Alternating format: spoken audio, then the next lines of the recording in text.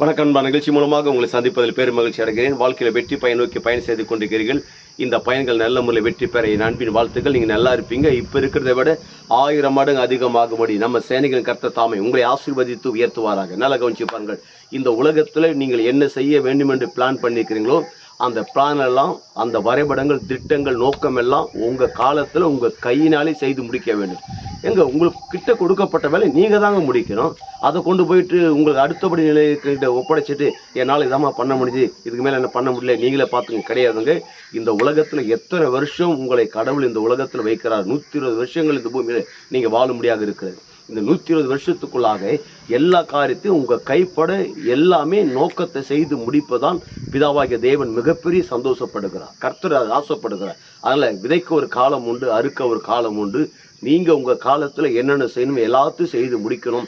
அது செய்து முடிச்சிட்டு தான் அடுத்த தலைமுறைக்கு அவங்களிடத்துல கொடுக்க போகிறது. உங்கள் ஃபைலில் அவங்களுடைய புது டைரி கொடுக்க போகிறீங்க.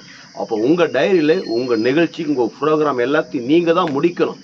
நீங்கள் முடிக்க முடியாகத்தான் கர்த்தர் விரும்புகிறார். அதுக்குண்டான எல்லா காரியத்தையும் உங்களுக்கு தேவன் கொடுப்பார். ஒருவேளை சரித்தில் பலவீனத்தோடு இருக்கலாம், பொருளாதாரத்தை நெருக்கடி இருக்கலாம், பல பிரச்சனைகள், பல போராட்டங்கள் இருக்கலாம். எந்த பிரச்சனை, எந்த போராட்டம், எந்த பொருளாதாரம், எந்த வியாதியும் உங்கள் நோக்கத்தை தடுத்து நிறுத்த முடியாது. நீங்கள் சம்பூர்ணமாக சாப்பிட்டு நீங்கள் திருப்தியாக இருப்பீங்க, நீங்கள் உயர்ந்திருப்பீங்க, பெஸ்ட்டாக இருப்பீங்க. கர்த்தர் எனக்காக யாவை செய்து முடிக்கிற ஆண்டவர் உங்கள் பட்சத்தில் இருக்கிறார் என்பதை முழு நம்பிக்கையோடு விசுவாசத்தோடு வாழ்க்கையில் டிராவல் பண்ணி கொண்டு இருங்க. அப்படி டிராவல் பண்ணி கொண்டு என்ன நடக்கிறது? ஒட்டுமொத்த உலக நாடுகளுக்கு நம் ஆண்டவர் இயேசு கிறிஸ்து உங்களை கடன் கொடுக்கும்படியாக வைக்கிறார். நீங்கள் வற்றாத நீருற்றை போல் இருப்பாய் என்று சொல்லி உங்களிருந்து விடைபெறுகிறேன். உங்க நண்பன் ரவி பெரியபாளையம்.